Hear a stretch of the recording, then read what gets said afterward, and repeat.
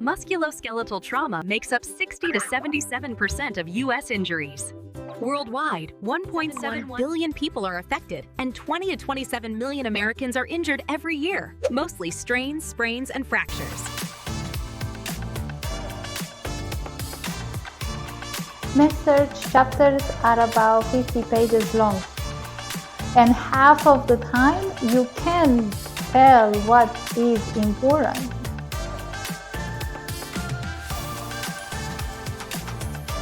Before we get into the details, I always like to zoom out first to look at the big picture of the chapter.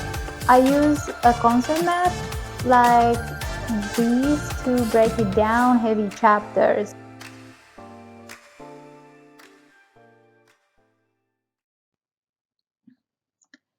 Chapter 54, Coordinated Care for Patients with Musculoskeletal Trauma.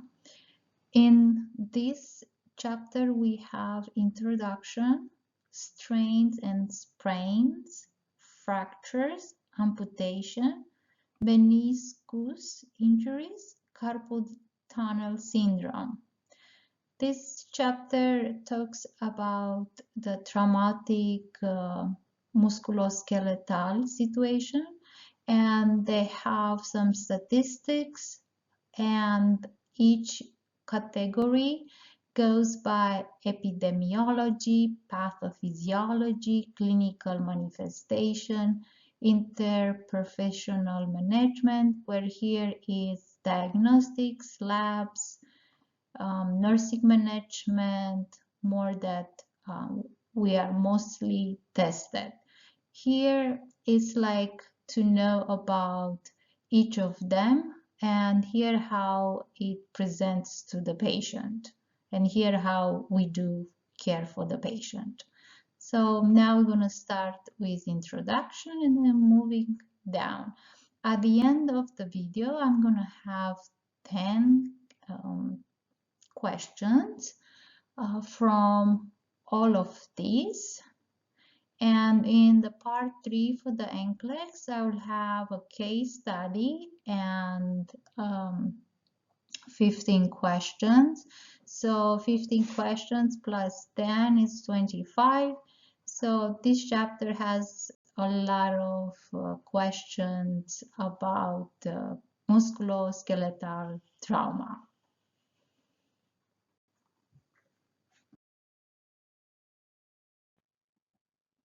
Introduction. Scope and prevalence, not limited to older age, affects people across the entire lifespan.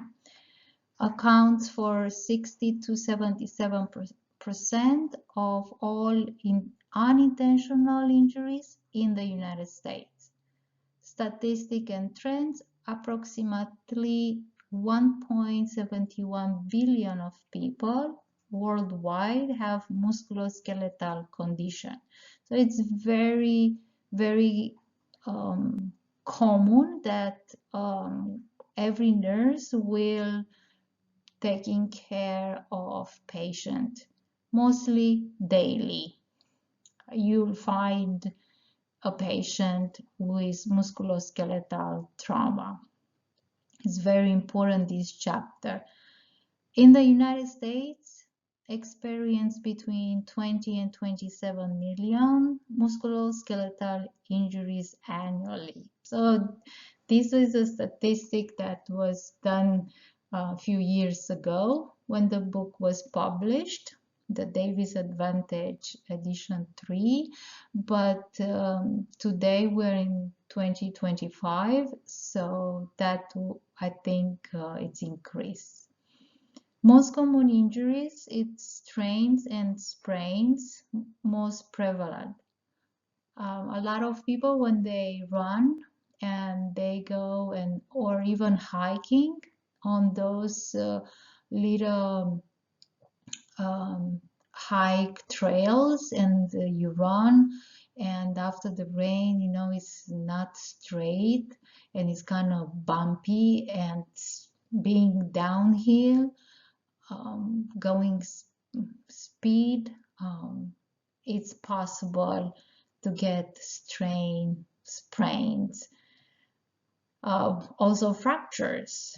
Being on the bike or running, you just might fell, might be a rain, you try to jump something, and then when you land to the side you target might have a small little fracture, but fracture can be even with car accident and etc. The number of people with those conditions is rapidly increasing due to the population growth and aging, but it's not necessarily with older adults. Young adults also, they are at this risk, and this chapter has carpal tunnel syndrome, and it's very popular, especially for people who works with their hands. Even if you practice tennis, that might lead you. Even if you do like passing mail, you know, like a post office also use a lot of hand. This is just few examples. Impact on patients, negative effects on mobility and sensation, impairment in the performance of activity of daily living, so the ADLs. Role of nurses. Nurses must be knowledgeable about musculoskeletal injuries because this chapter is very important.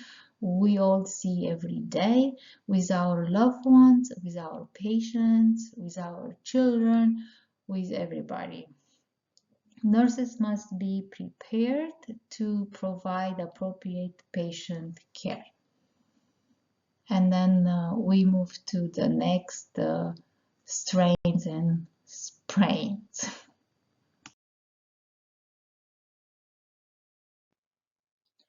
Strains and sprains, epidemiology, sporting injuries, homework accidents, recreational activities, ankle sprains, get my highlight, most frequent orthopedic injuries, accounting for 40% of athletic injuries, 5 million annually. Common in basketball, ice skating, and soccer.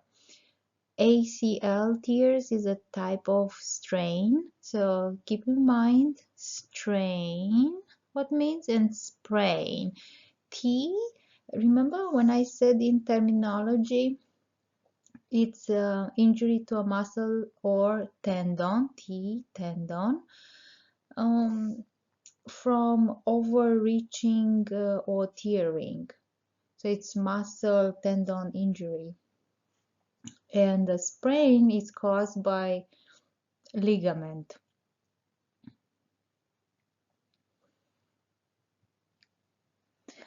And ACL tear is a type of severe strain, often from non-contact sports involving twisting and jumping. Common in baseball, basketball, football, soccer, and gymnastics. Females are 9 times more likely to sustain a ACL tear due to valgus knee torques, less muscular strength, and more knee laxity. 80,000 to 100,000 ACL repair surgery are performed annually into the United States. Pathophysiology and clinical manifestation, we have strains and sprains. So strains, injury to a muscle or tendon, connects muscle or bone. It is a tearing or stretching from over extension. First degree, mild, minimal inflammation and pain, range of motion unaffected. Second degree, moderate tearing of muscle tendon fibers, painful with muscle sprains, inflammation and ecchymosis. Third degree, severe rupture of muscle tendon, significant bleeding, pain, and inflammation, may require surgery. Sprains, injury to a ligament connects bone to bone cartilage. It is a tearing or stretching from over extension. We have first degree, stretching or minimal tearing of ligament fibers, some edema and pain, but joint function is intact. Second degree, moderate tearing of ligament fibers, increase swelling, ecchymosis, pain, and related mobility.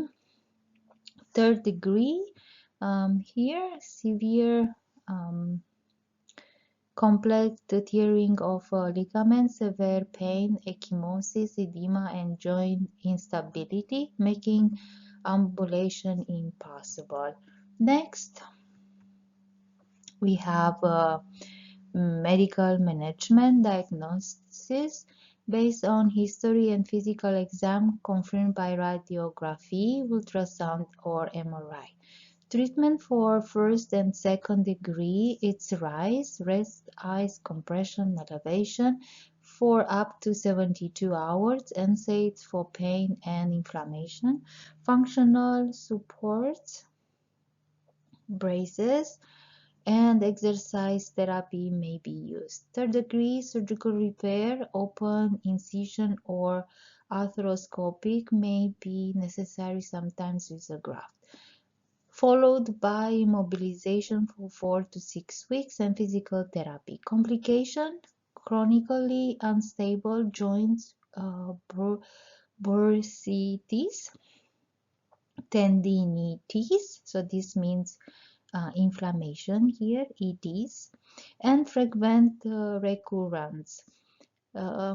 Reduce patient mobility and self-care function.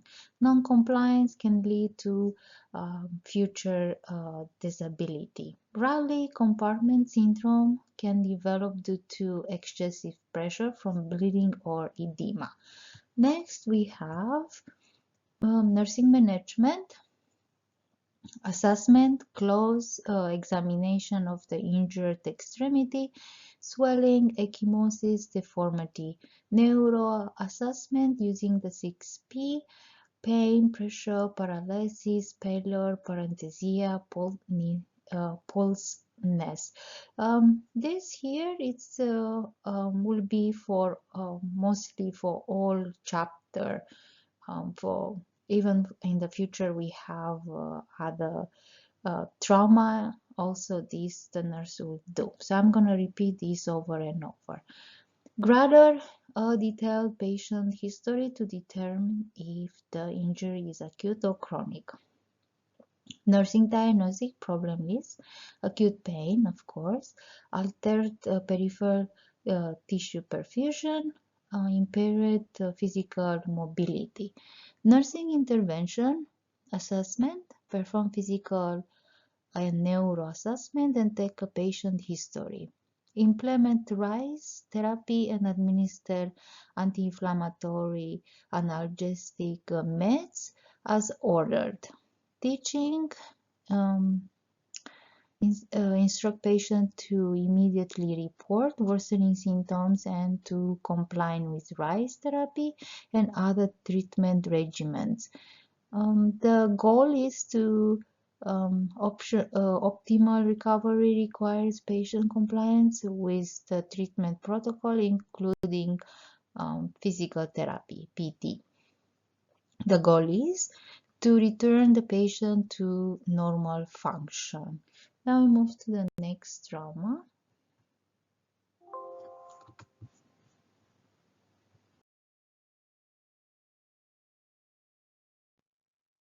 Fractures. We have epidemiology. Approximately 6.3 million fractures occur annually in the United States.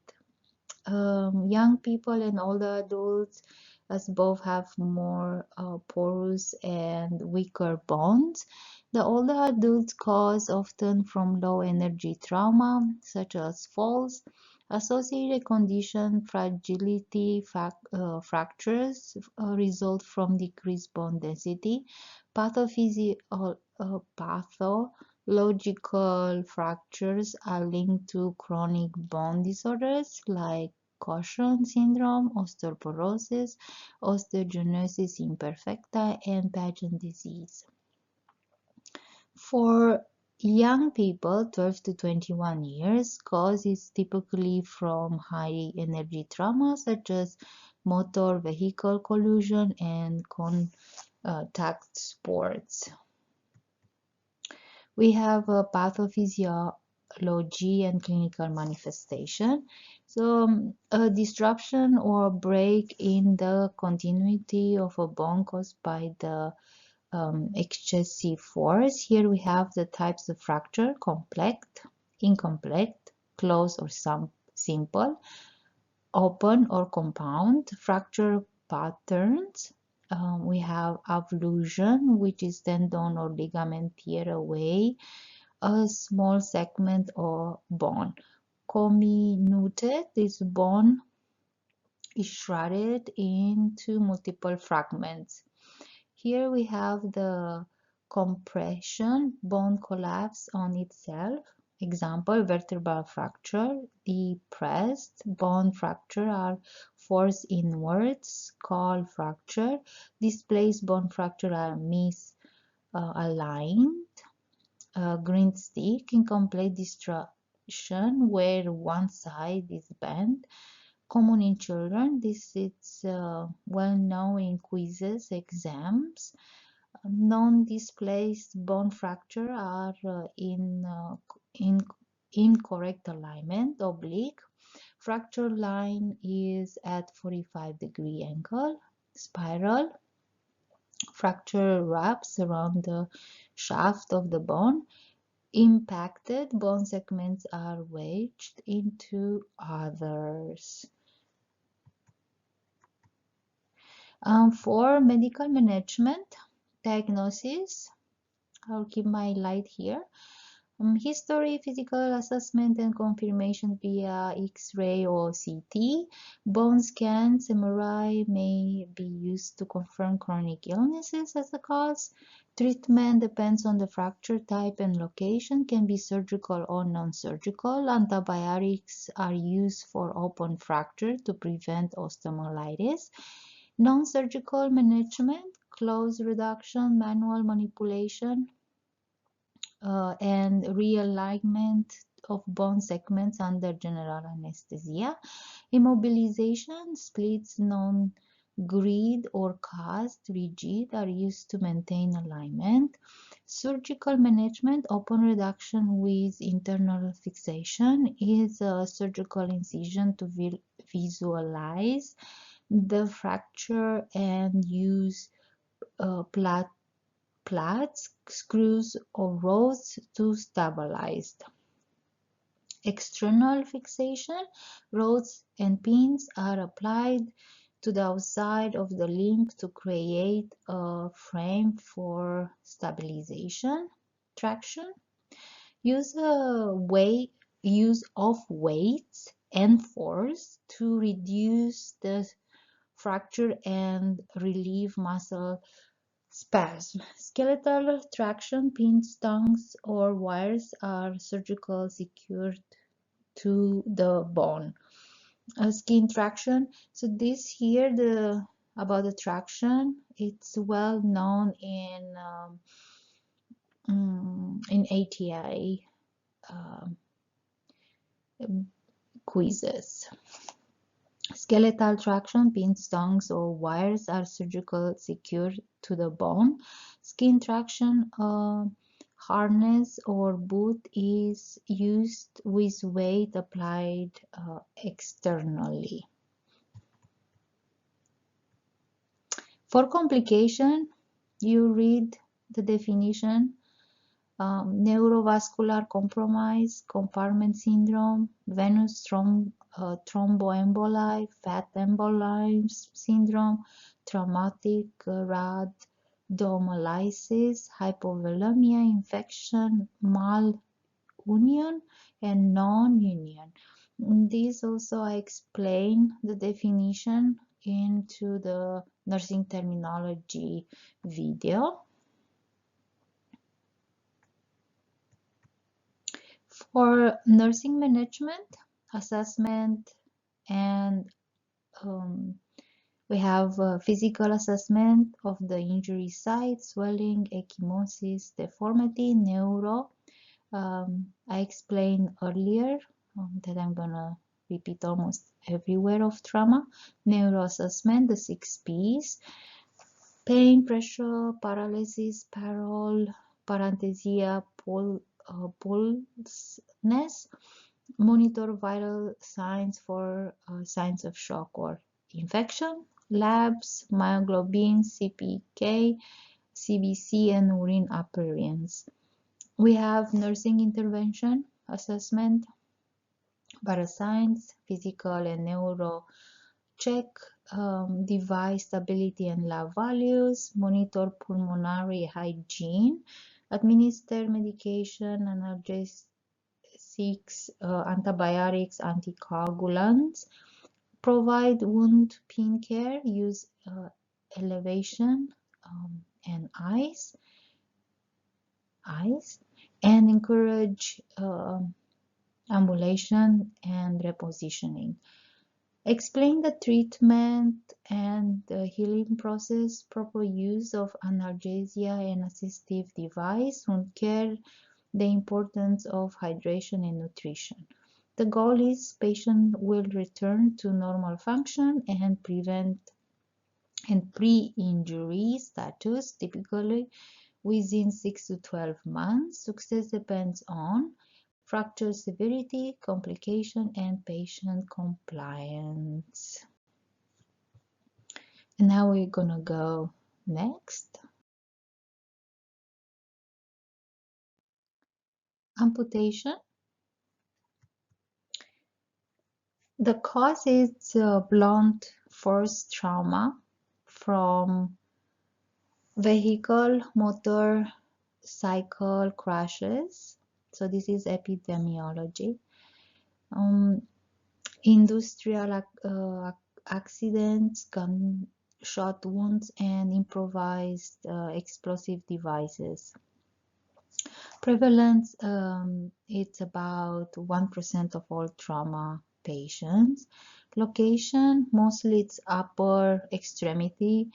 Amputation are more common in motor vehicle crashes. Low extremities amputation are more common in motorcycle crashes and pedestrian injuries. Elective amputation, it's primarily due to vascular compromise from chronic illnesses such as peripheral vascular disease and diabetics, also known by neoplasm and severe infection. Risk factor is non-compliance with diabetic treatment, smoking, and venous status, ulcers. For pathophysiology, we have the severing or removal of a body part, usually on extremity. Traumatic, it's high energy trauma, destroys of tissue, nerves, blood vessels, and the bone.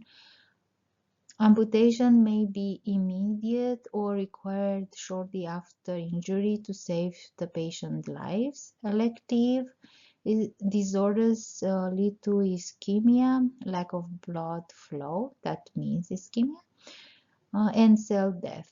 Necrotic tissue forms, creating a wound susceptible to anaerobic bacteria like Clostridium perfringens.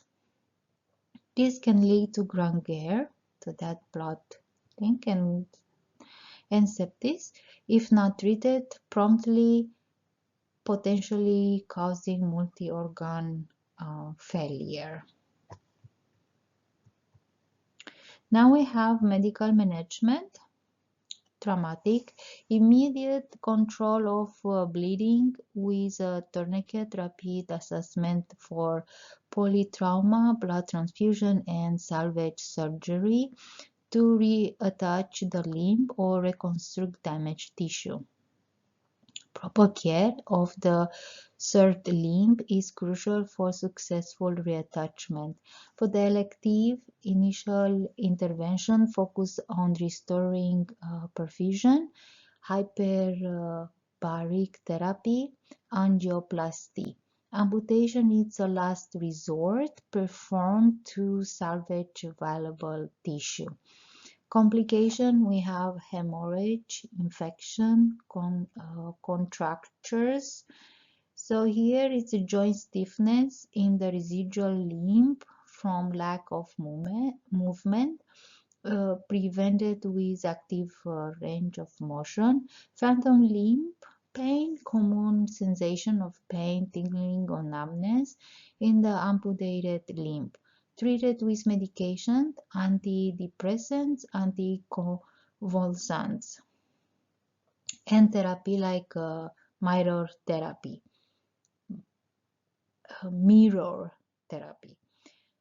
Neuromas, clumps of nerve axons in the residual limb that can cause pain and interfere with prosthetics, often requiring additional surgery. For nursing management, traumatic, assess for signs of excessive damage, massive blood loss, tachycardia, hypotension, and polytrauma. Elective, assess for signs of infection, abscess circulation, and severe pain. For here, you can read. So this is nursing care plans because we can diagnose, nursing diagnostic. This is the problem is. Nursing intervention, assess, monitor vital signs, pulse, temperature and sensation, assess pain and wound care incision site, insert a large bore IVs for fluid blood resuscitation per MD orders, administer medication, refrain from placing pillows under the residual limb to prevent contractures, and apply ice to minimize edema. Educate the patient on regimens, nutrition, proper limb wrapping. In the book, we have two ways using a figure 8 technique, wound care, signs of infection, range of motion exercise, and available community support resources. The goal is that the patient to return to normal function and a productive life. Success depends on compliance with treatment, rehabilitation, and a strong support system. So now we go next to another trauma.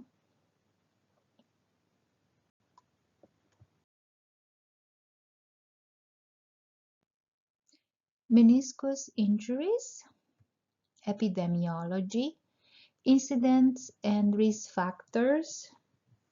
Occurs in all ages and genders with an average of 61 to 100,000 people experiencing acute injuries.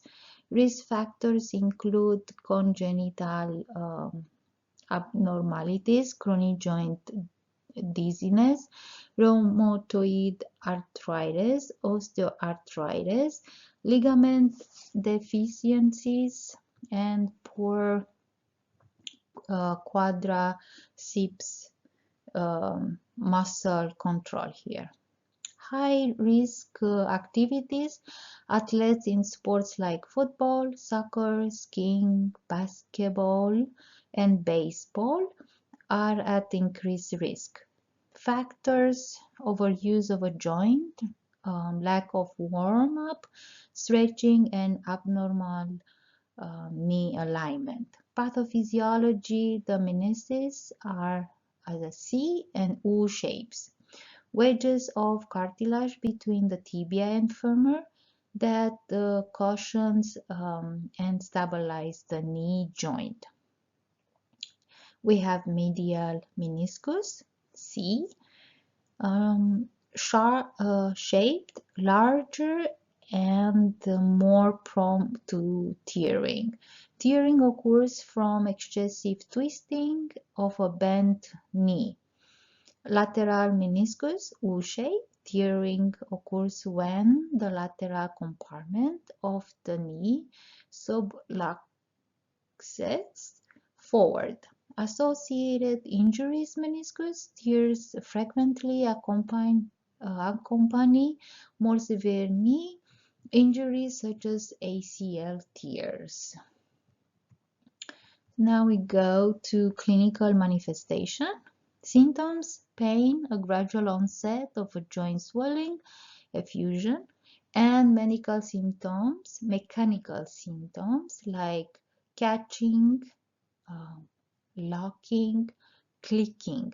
Key diagnostic signs: the presence of effusion combined with joint line tenderness. It's a reliable indicator of a tear. For medical management, diagnosis based on a physical exam using tests like McMurray's test and Steinman test, which look for a click or pain. Radiography can rule out degenerative disease, while an MRI can confirm the tear. Treatment: smaller tear may heal on their own with limited rest, ice, and NSAIDs. Total immobilization is not recommended as it can cause stiffness and muscle atrophy. For surgical management, we have arthroscopic surgery indicated for larger or unstable tears that don't heal. Procedure: small fiber optic scopes are inserted into the knee to either remove the damaged portion of the meniscus, meniscectomy, so that it means it's a remove here, octomy, or repair with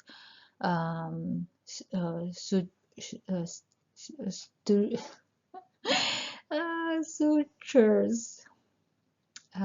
Recovery: patient can often ambulate immediately with crutches and return to normal function with 6 to 8 weeks with physical therapy. Complication: we have short-term pain, immobility, and inability to perform daily activities. Long-term, if left untreated, tears can lead to permanent joint damage and chronic immobility. Nursing management, assessment, pre-op and post-op. Pre-op: check for compliance of popping or clicking, swelling, and worm. Post-op: monitor vital signs, hemorrhage or infection, perform neurocheck, and assess the wound site and pain level. So the problem is impaired physical mobility and acute pain. So intervention: action: apply ice, elevate the limb, encourage range of motion, exercise, and administer analgesia. Teaching: educate the patient on reporting worsening symptoms, proper pain management, wound care, and the importance of following a physical therapy plan. The goal is to that the patient have pain under control and return to their pre-injury function. Successful outcomes are dependent on compliance with the prescribed rehabilitation plan. So now that's it for the meniscus injuries. Next slide is going to be about the carpal tunnel syndrome. So now we go next.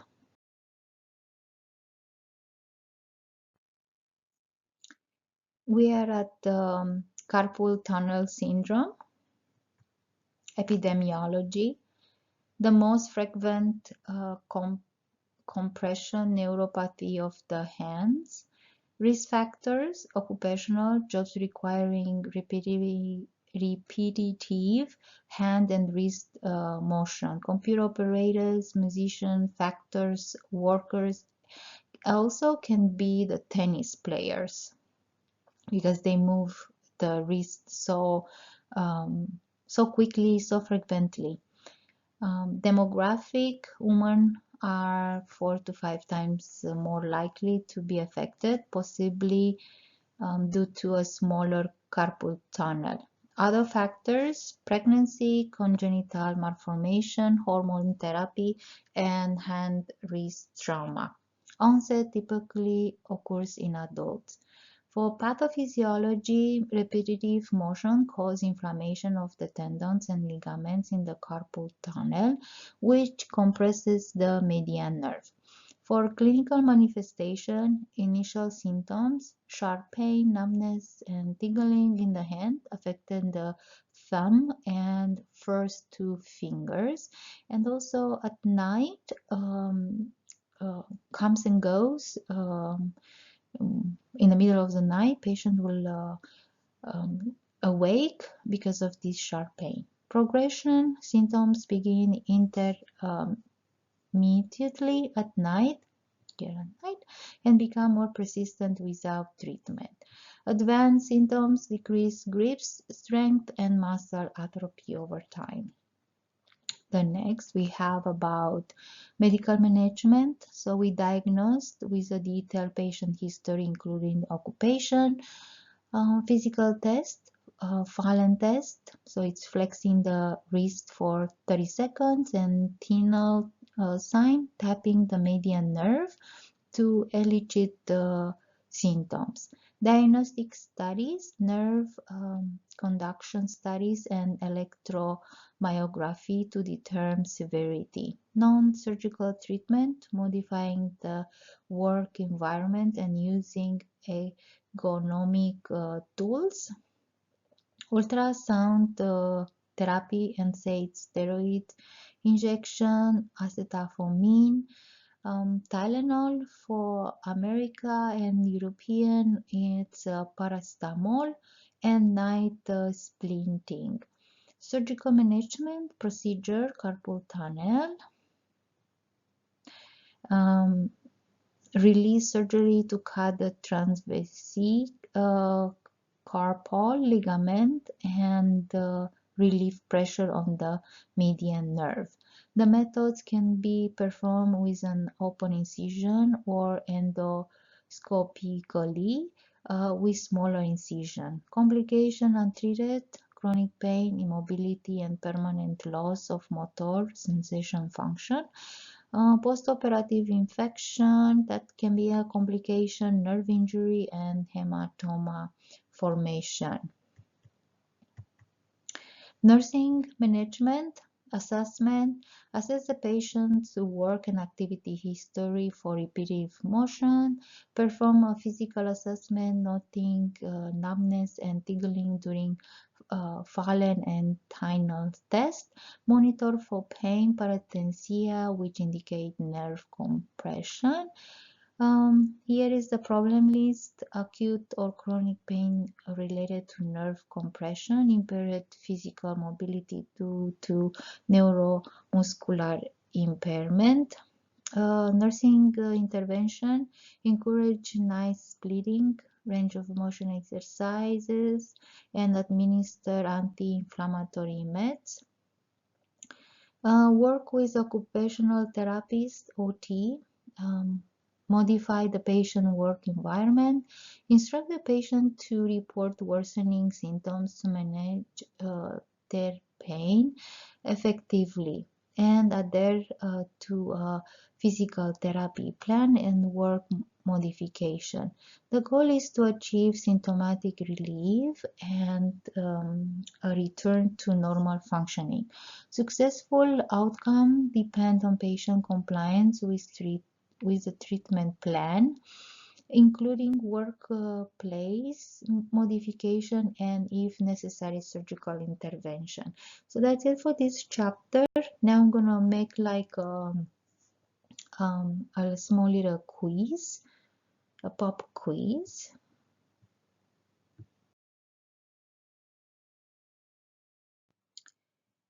We have by categories, but I have 10 questions, so I go one by one. A patient with a femur fracture begins to exhibit confusion, restless, and a petechial rash on the chest and neck. Which complication should the nurse suspect immediately? Fat emboli syndrome. Because the presence of petechiae, small red purple spots on the skin, distinguish for fat emboli, which occurs when the fat globules from the bone marrow or fractured long bones migrate into the bloodstream. The next question is a patient with a tibial fracture in a cast reports severe pain that is not relieved by pain medication. The nurse notes pain when passively stretching the toe. What is the priority action? So here is compartment syndrome. So notify the provider immediately. So here you have the rationale for. To prevent flexion contractures in a patient with a recent below the knee amputation, which positioning intervention should the nurse enforce? Do not place a pillow under the residual limb. So basically, the elevation can be a little bit on the first 24 hours to reduce edema, but after that, not. 4. A patient is being discharged with a fiberglass cast. And this is also in ATI. They like to ask you to similar like this. Which instruction is vital to prevent skin breakdown and infection? Never stick objects like coat hangers or pencils inside the cast to scratch an itch. They will feel a itch, and the hair dryer on a cool setting to blow air into the cast to relieve itching. Some patients said like it's not effective, this, but maybe it's also a little bit mental, right? What is the primary pathophysiological difference between a sprain and strain?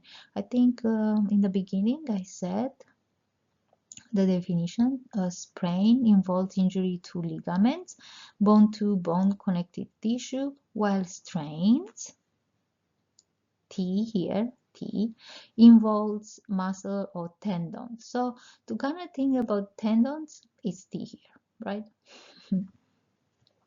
6. In the context of crash injuries, what pathophysiological mechanism leads to renal failure, traumatic rhabdomyolysis? Is to release of myoglobin, intracellular muscle protein into the blood stream, which obstructs the renal nephrons. 2 questions for medication category. A patient reports burning, phantom pain, on their amputated limb. Which class of medication is the most effective and commonly prescribed for the specific type of pain? Anticonvulsants like gabapentin and or antidepressants. For a patient with open fracture grade 2 or 3, which mechanism medication is the immediate priority to prevent osteomyelitis? IV antibiotic. Then for diagnosing and labs, question 9, which specific laboratory oh, my tongue cannot pronounce words. Which specific laboratory values should be monitored to confirm a diagnosis of rhabdomyolysis? Seromyoglobin and keratin phosphate kinase. The last question. Which physical assessment test involves having the patient relax their hand in a flex position for 60 seconds to diagnose carpal tunnel syndrome? It's the Fallen test. So that's it for this chapter. I hope it may make it easier to understand. And I'll see you in the next part 3 for the NCLEX. Thank you for watching, and I see you later.